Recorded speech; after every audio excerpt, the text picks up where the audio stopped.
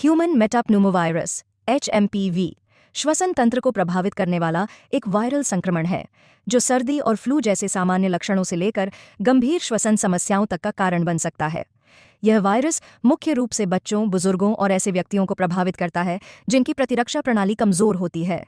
यह वायरस 2001 में खोजा गया था, लेकिन पिछले कुछ वर्षों में इसके मामलों में वृद्धि हुई है, खासकर सर्दियों के मौसम में। HMPV से संक्रमित व्यक्ति को खांसी, बुखार, गले में खराश, नाक बंद और कभी-कभी सांस लेने में कठिनाई जैसे लक्षण हो सकते हैं। बच्चों में यह ब्रोंकियोलाइटिस, फेफड़ों की नलियों में सूजन और निमोनिया का कारण बन सकता है। बुजुर्गों में ये उनके मौजूदा स्वास्थ्य स्थितियों जैसे अस्थमा और COPD chronic obstructive pulmonary disease को और अधिक गंभीर बना सकता है। HMPV मुख्य रूप से संक्रमित व्यक्ति के खांसने या छींकने से निकलने वाले ड्रॉपलेट्स बूंदों के माध्यम से फैलता है। यह वायरस संक्रमित सतहों को छूने और फिर नाक, मुंह या आंखों को छूने से भी फैल सकता है।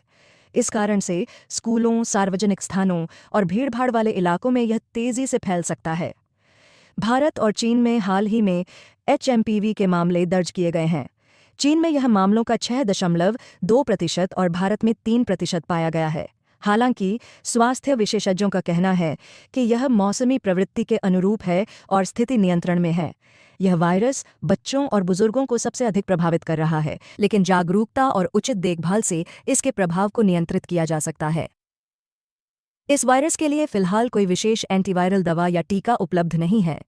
इलाज आमतौर पर लक्षणों को कम करने पर केंद्रित होता है, जैसे पर्याप्त आराम और हाइड्रेशन, बुखार कम करने के लिए पैरासिटामोल या इबुप्रोफेन। गंभीर मामलों में ऑक्सीजन थेरेपी की आवश्यकता हो सकती है।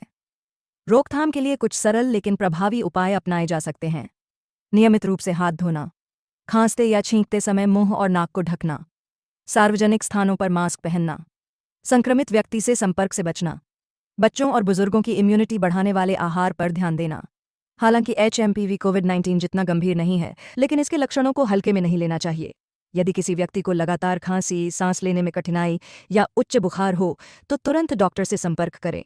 समय पर इलाज न केवल मरीज को राहत देता है, बल्कि अन्य लोगों में संक्रमण के फैलने को भी रोकता है। याद रखें, छोटी सावधानियां बड़ी समस्याओं को रोक सकती हैं। अपनी और अपने परिवार की सुरक्षा सुनिश्चित करने के लिए सतर्क रहें, स्वच्छता बनाए रखें और किसी भी श्वसन समस्या के लक्षणों को अनदेखा न करें।